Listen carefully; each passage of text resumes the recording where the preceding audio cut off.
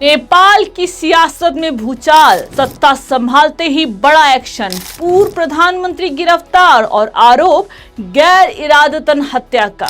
क्या नेपाल में अब शुरू हो गई है राजनीतिक जवाबदेही की नई राजनीति? नमस्कार, आप देख रहे हैं जनता 24/7 न्यूज और मैं हूं ऋचा श्रीवास्तव।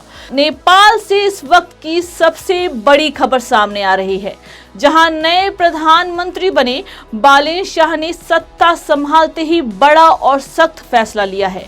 पूर्व प्रधानमंत्री केपी शर्मा ओली को गिरफ्तार कर लिया गया है। बताया जा रहा है कि एक कार्रवाई सितंबर 2025 में हुए जेनजी विरोध प्रदर्शन के दौरान हुई मौतों से जुड़ी है। इस प्रदर्शन में कई लोगों की जान गई थी और अब उन्हीं मौतों के मामले में ओली पर गैर इरादतन हत्या और आपराधिक लापरवाही जैसे गंभीर आरोप लगाए गए हैं। सूत्रों के मुताबिक सरकार ने इस पूरे मामले की जांच तेज कर दी है और जिम्मेदार लोगों पर सीधी कार्रवाई का संकेत दिया है।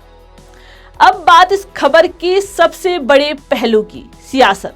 यह गिरफ्तारी कई बड़े सवाल खड़े कर रही है। यह कदम सिर्फ एक गिरफ्तारी नहीं बल्कि नेपाल की राजनीति में बड़ा संदेश माना जा रहा है। क्या बालेन शाह नई राजनीति का चेहरा बन रहे हैं, जहां कानून सबके लिए बराबर होगा, यहां तक कि पूर्व प्रधानमंत्री के लिए भी?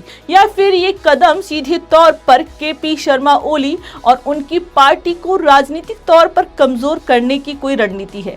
क्या नेपाल में अब एंटी एस्टेब्लिशमेंट राजनीति अपने चरम पर है, जहां जनता के गुस्से को सीधा राजनीतिक फैसलों पर बदला जा रहा है? राजनीतिक विश्लेषकों की माने तो बालेन शाह खुद को सिस्टम बदलने वाले नेता के तौर पर स्थापित करना चाहते हैं। वहीं ओली का राजनीतिक कद अभी भी बड़ा है। ऐसे में यह कार्रवाई सीधी टक्कर मानी जा रही है और सबसे बड़ा सवाल यह है कि क्या यह गिरफ्तारी नेपाल में राजनीतिक ध्रुवीकरण को और तेज करेगी या फिर यह कदम भविष्य में नेताओं की जवाबदेही तय करने का नया ट्रेंड बनेगा? लेकिन सवाल यह भी है कि क्या ये न्याय है या फिर राजनीतिक बदले की कार्रवाई? नेपाल में ये कदम आने वाले दिनों में राजनीतिक हलचल को और तेज कर सकता है। नेपाल की इस घटना पर अब अंतर्राष्ट्रीय नजरें भी टिकी हैं।